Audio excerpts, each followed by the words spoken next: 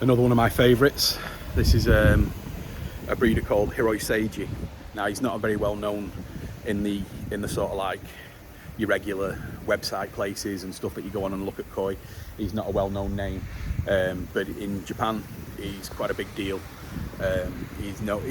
He's predominantly a dealer, so he buys koi small from many different places.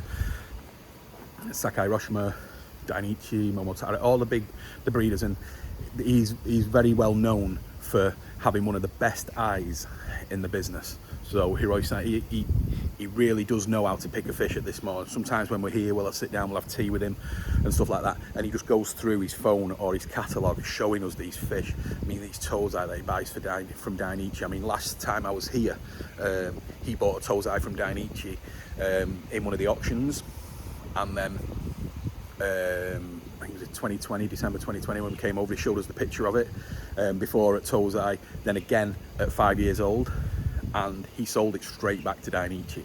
So, and it was for a lot of money as well, guys, a hell of a lot of money, not thousands, more. So, you know, so he does well, you know, and he has a lot of fish like that. So we'll have a look now. I'm not sure what's in each house, but we'll have a good look. I mean, I'll put the video link on as well about the when we went to one of his harvests, because I think I'm probably the only Westerner who buys koi from Hiroi Seiji. Nobody else seems to buy from him. Maybe to some he's a little bit, he's not the most welcoming of people, but he's always been great with me. Most of the time he don't even want to sell fish, he just wants to go in the lounge there and just drink tea and show me fish and stuff like that. So, but let's have a look in here now, and then we can look in this house there, and then there's another house behind that house. So, but I'll link the video up of the harvest where we've got the Bridge of Death walking over there. It was hilarious, so I'll put that link on as well. But let's go and have a look inside. In that store there as well, he also sells dry goods and stuff like that, so sometimes we'll come down here and buy bits and bats for him to take back to England, which I will have a look later on.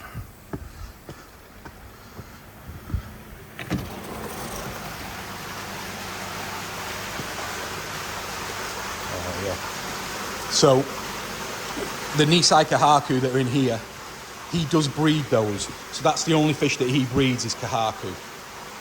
We've had some lovely fish, especially Tosai off him in the past. Water's going green.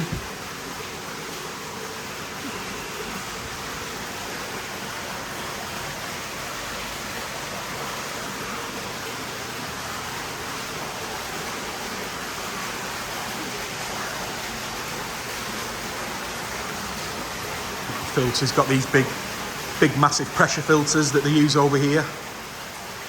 Pretty similar, exactly the same way as like a bead filter would work or something like that. But they use them over here. A Wacky Shimizu.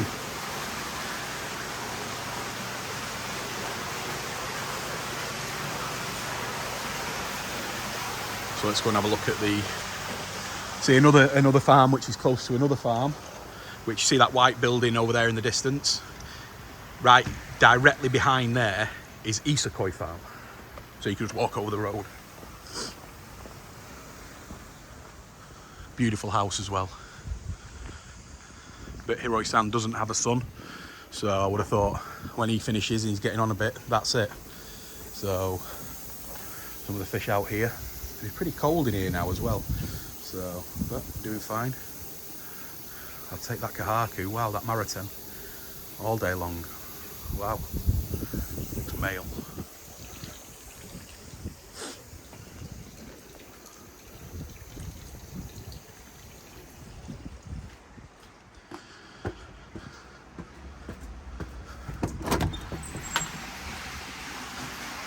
But Hiroi Seiji has a lot of big Japanese customers as well. So I would have thought most of his koi do stay in Japan. But he also has a good relationship with most breeders. He really does. Everybody loves coming down here and having a tea with him. Listening to his stories, his adventures.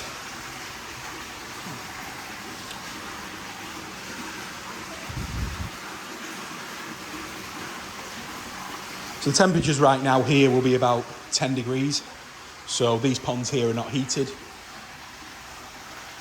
Don't know if he's got some little toes out there. Oh yeah.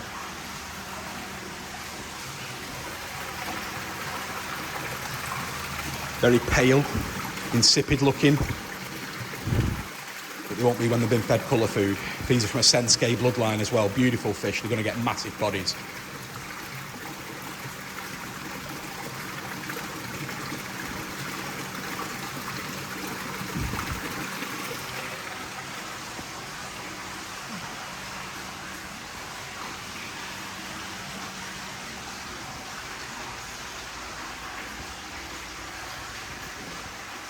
So we'll go to the #1 house next at Hiroi Seiji.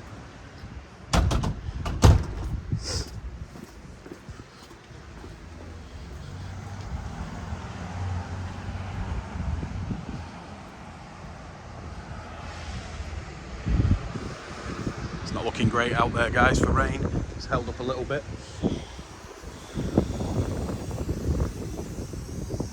And that pond behind there, it's only dead shallow, but it turns into a fry pond. So these ponds here are what he uses when the harvest come in. So these two are when he puts the jumbo koi in from the harvests. So this is a newish house, relative newish house, probably about 6 years old. He built this. Always a few nice pieces in here.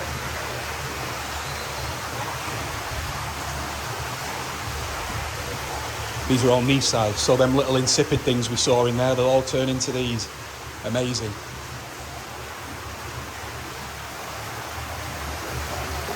Here we go.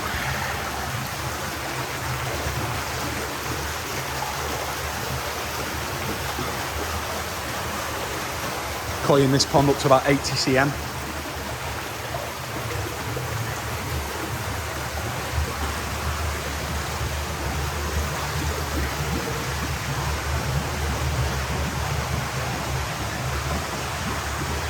In here up to about 90. Oh, look at that Sankey, guys. Oh.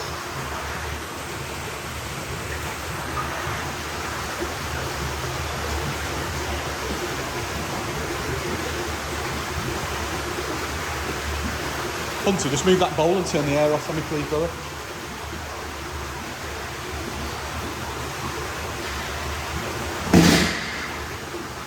That shower.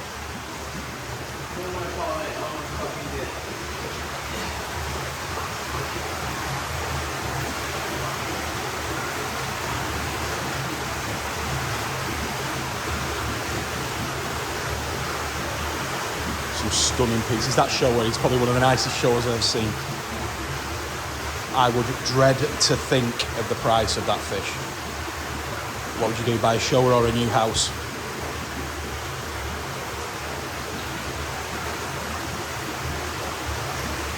See if we get it over here again. But wow, there it is.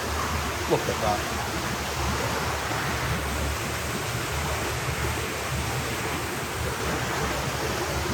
$90 cm's easy. See, the thing is that you tell me another place where I can go and find a 90 cm shower. There isn't any.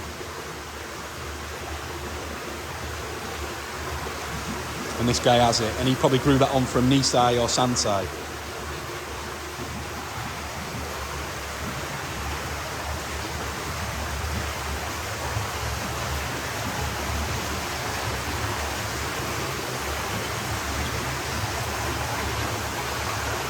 Wins a hell of a lot of awards. His customers do really well with the fish. But I would only thought a small percentage of the Kohaku in this pond will be fish that he's bred. The rest will leave what he's bought at auction and stuff like that, all over Japan. I would imagine a lot of these breeders don't like the look of him when he comes in because he knows he's going to pick their best toes out. Yeah, I'd pretty much take any fish out of here.